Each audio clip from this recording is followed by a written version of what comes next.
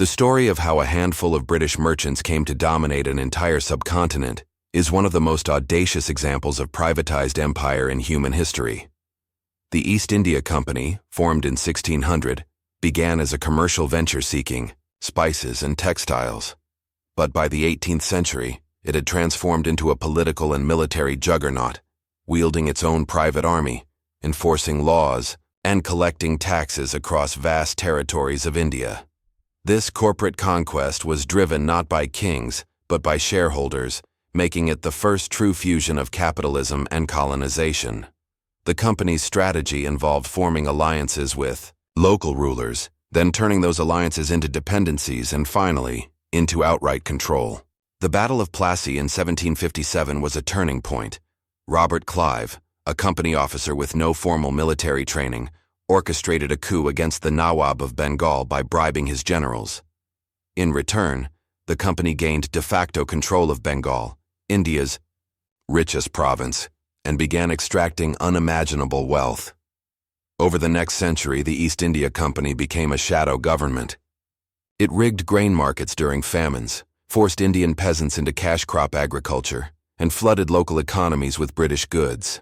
Famines ravaged the population while profits flowed back to London.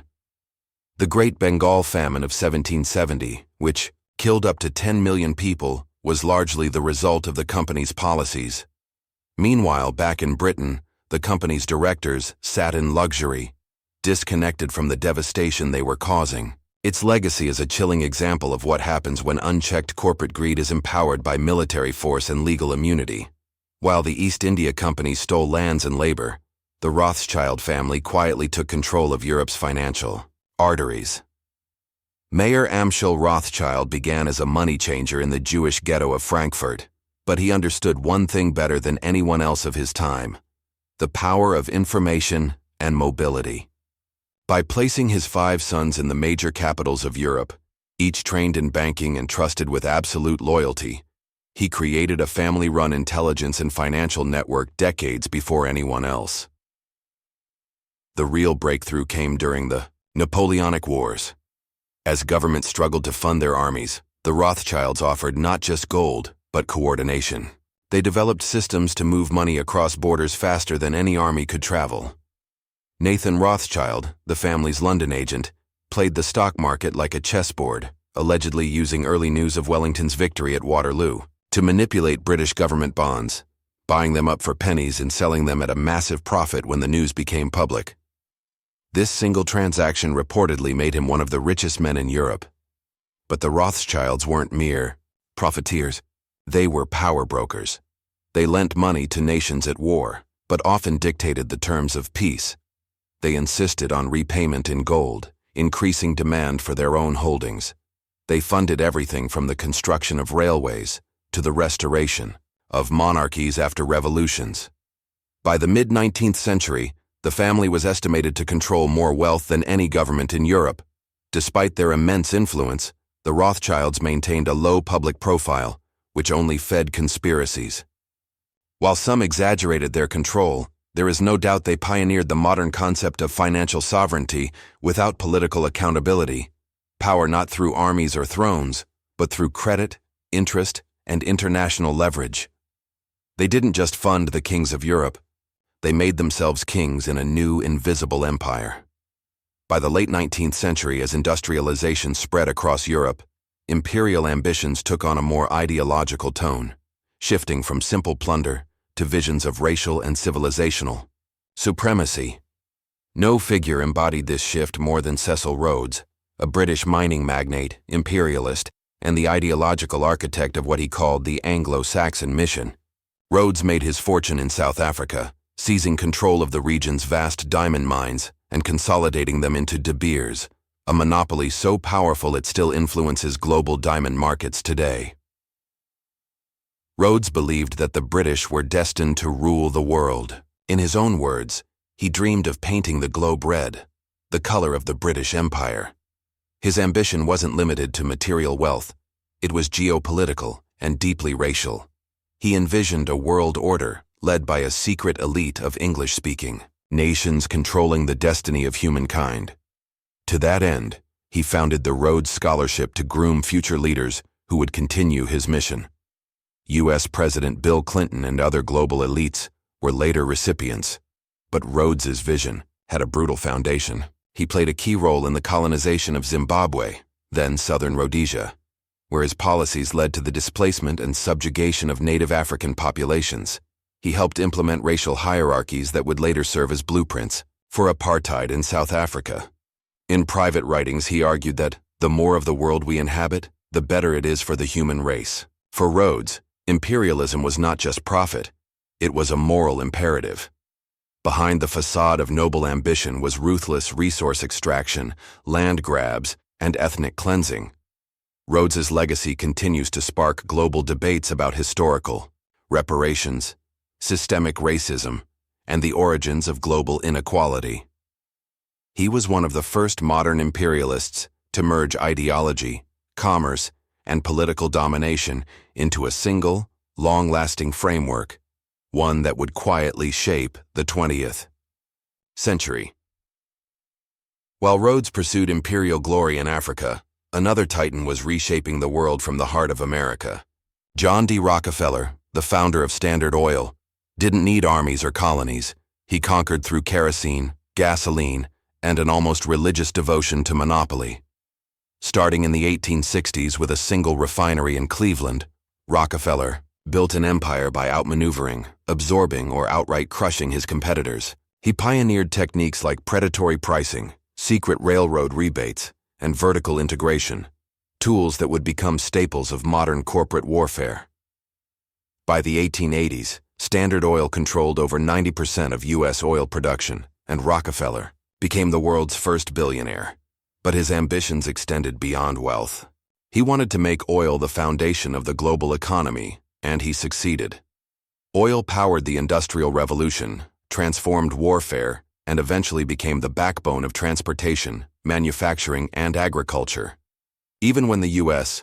government broke up Standard Oil in 1911, the pieces, Exxon, Chevron, Mobil, remained under Rockefeller influence and often more profitable than ever.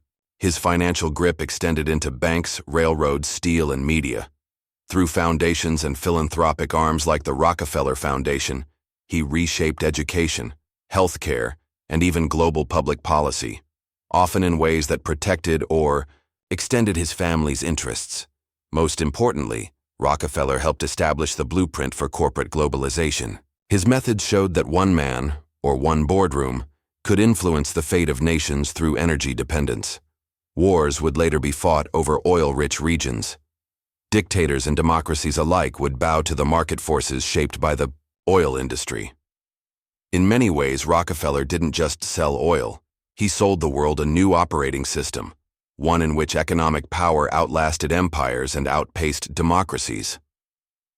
At the dawn of the 20th century, no man personified American financial power more than John Pierpont Morgan. Unlike industrial tycoons who amassed their wealth from steel, oil, or railroads, Morgan specialized in money itself, its flow, its control, and its manipulation. From his lavish offices in New York, J.P. Morgan operated more like a sovereign than a banker. His word could sway markets. His presence could calm panics. He didn't just lend money, he controlled the levers of capitalism.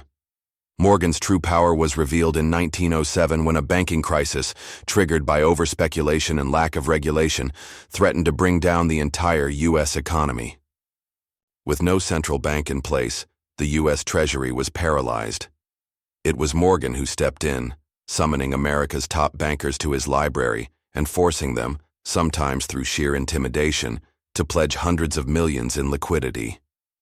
His intervention stopped the panic, saved Wall Street, and stabilized the economy. But it also proved a disturbing truth. One man, unelected and unaccountable, held more power than the government itself. In the aftermath, the elite pushed for a central banking system to prevent future panics, but this too became a backroom affair. In 1910, on Jekyll Island off the coast of Georgia, a secret meeting of Morgan's associates, government officials, and banking tycoons laid the blueprint for what would become the Federal Reserve System. Despite public framing as a government entity, the Fed was structured to serve private banking interests, granting extraordinary influence to institutions like Morgan's J.P. Morgan also orchestrated massive industrial consolidations, such as the creation of U.S. Steel, the world's first billion-dollar corporation. His empire touched everything: electricity through General Electric, railroads, and even war bonds. By the time of his death in 1913, Morgan's influence had made him the unelected treasurer of the nation, illustrating how finance had overtaken democracy. The era of banker kings had begun. While World War II is often remembered as a clash between good and evil, behind the battlefields, corporate complicity and profiteering quietly shaped the war's machinery. Multinational companies, some American, some Swiss, others German, often collaborated with the Nazi regime, supplying technology, logistics, and raw materials that fueled Adolf Hitler's expansionist vision. One of the most notorious examples was IBM. Through its German subsidiary, IBM provided the Nazi government with punch card machines, the early precursors to computers, which were used to catalog and track Jews, Roma, and other persecuted groups.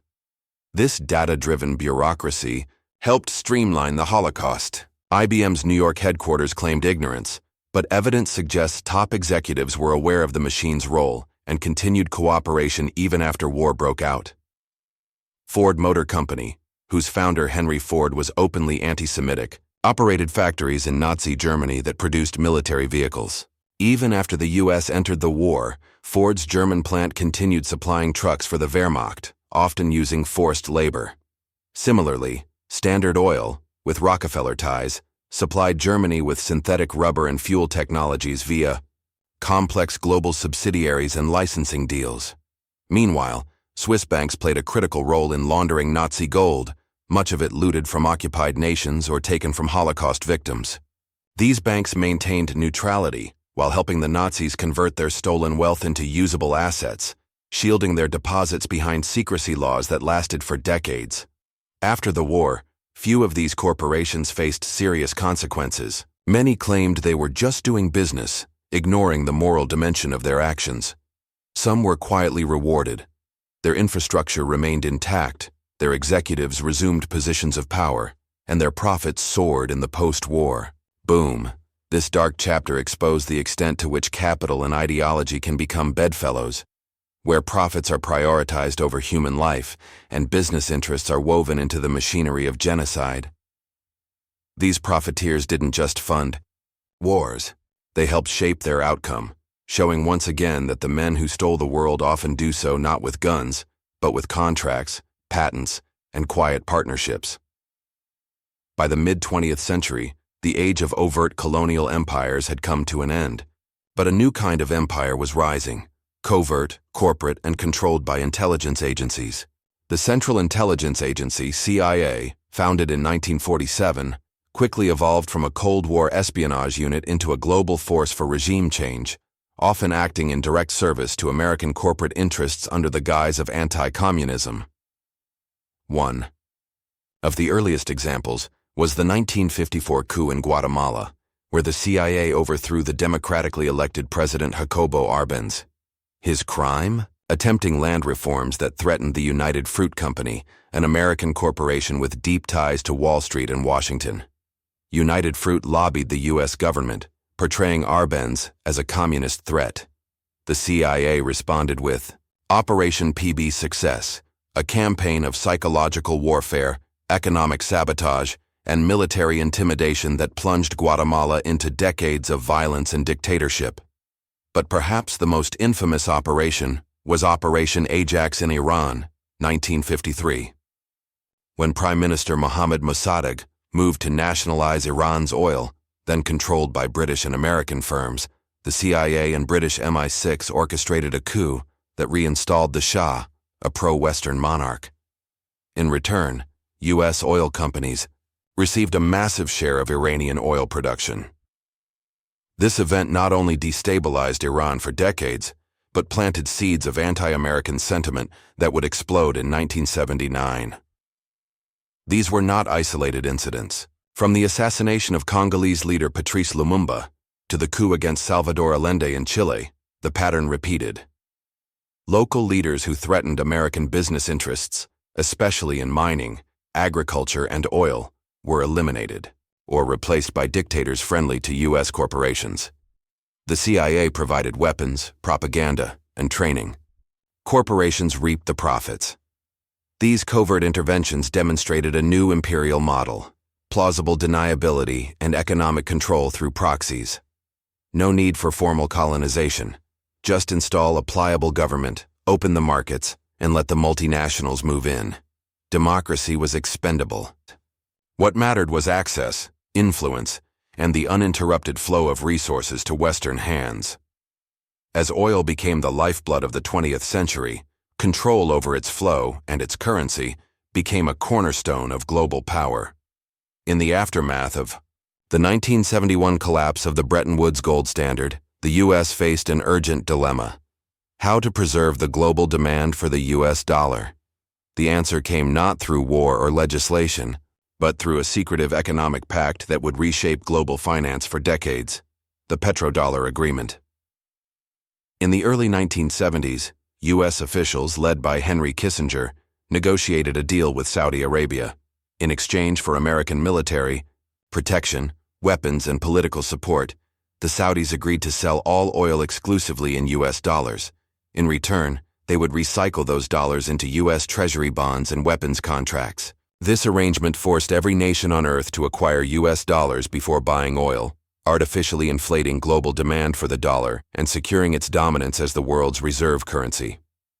This deal was brilliant in its subtlety. It meant that America could print money to buy oil, while other countries had to earn dollars through exports or debt. It transformed oil into an instrument of global financial control. OPEC adopted the same system, cementing the petrodollar's grip, but the consequences were far-reaching. Oil-rich nations like Saudi Arabia, Qatar, and the UAE became proxy partners, bankrolling U.S. allies and policies while maintaining authoritarian rule. U.S. foreign policy in the Middle East increasingly aligned with protecting the petrodollar system. Wars in Iraq, pressure on Iran, and interventions in Libya all shared a hidden economic undertone: defense of oil pricing in dollars.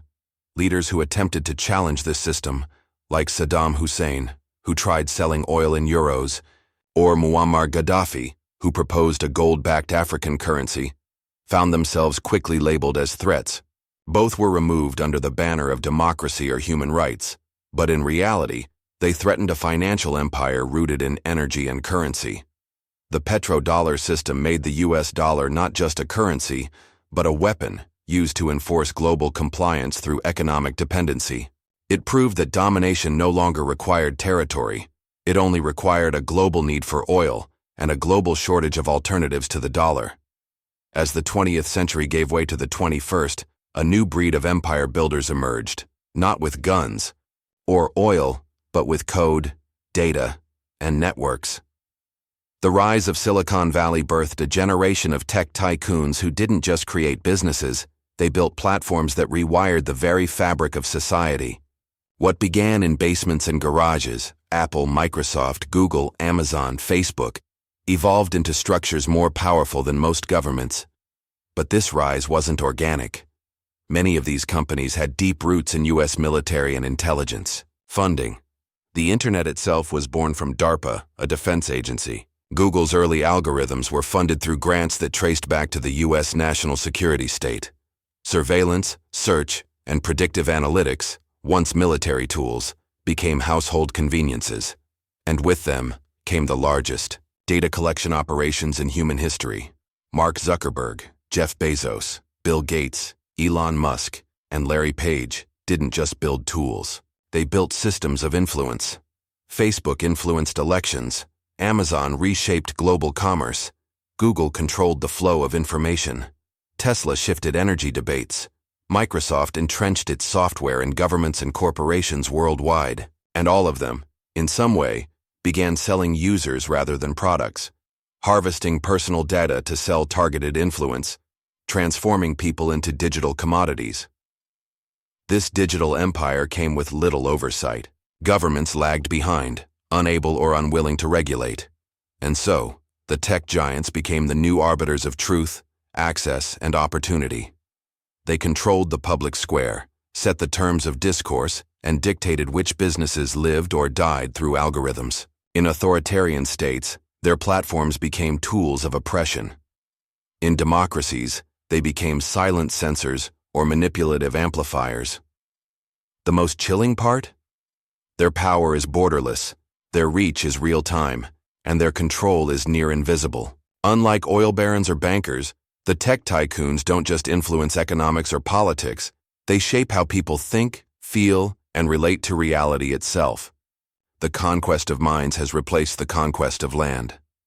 In the shadow of these digital titans, even greater and quieter powers operate. Entities that own not just tech companies, but nearly everything. Banks, media, healthcare, energy, weapons, manufacturers. The names are barely known to the public: BlackRock, Vanguard, and State Street. These asset management firms, through complex networks of passive investments, control over $25 trillion in assets, more than the GDP of the US and China combined. What makes them terrifying isn't just the scale, but the opacity. BlackRock is a major shareholder in Apple, Google, Microsoft, Pfizer, Lockheed Martin, and nearly every other major company in the S&P 500.